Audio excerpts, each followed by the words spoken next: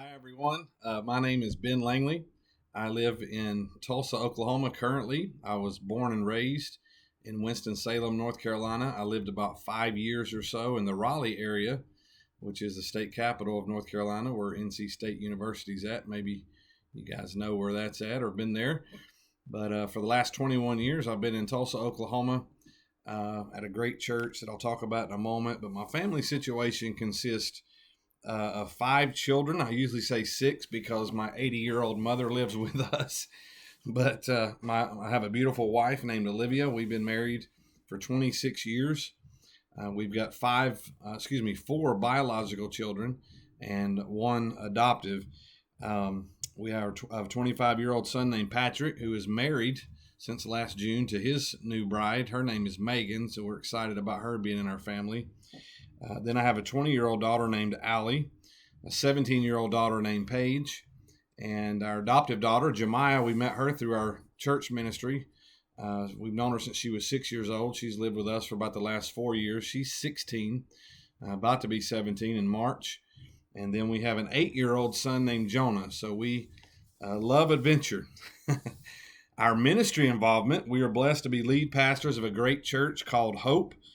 And we are obviously very involved in the day-to-day operations as well as our weekend services and our outreach. And God has just really blessed us where we are with the people that are here. And a fun fact about myself is I have been known to hide my cereal boxes when I come home from the grocery store. The reason I do that is because I've learned raising kids that if I put the cereal in the regular cabinets in the kitchen, I will not get any.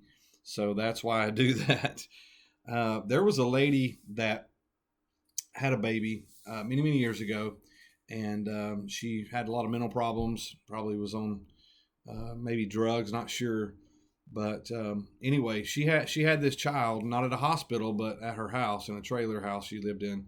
And she just left the baby in the floor right after she had him, and she left him there, never returned. A few hours later, a man heard the baby crying and called the authorities, and the baby was just hungry and cold. And so God really watched after this baby. And so the first 14 months of his life, he lived in an orphanage. Years later, a young Christian couple who couldn't have a child of their own was able to adopt this baby, and they raised him as their own. And raised him up to love and serve Jesus. And he met Jesus when he was 17, answered the call to preach when he was 20, and is now a full-time pastor. And this story means a lot to me because I was that baby.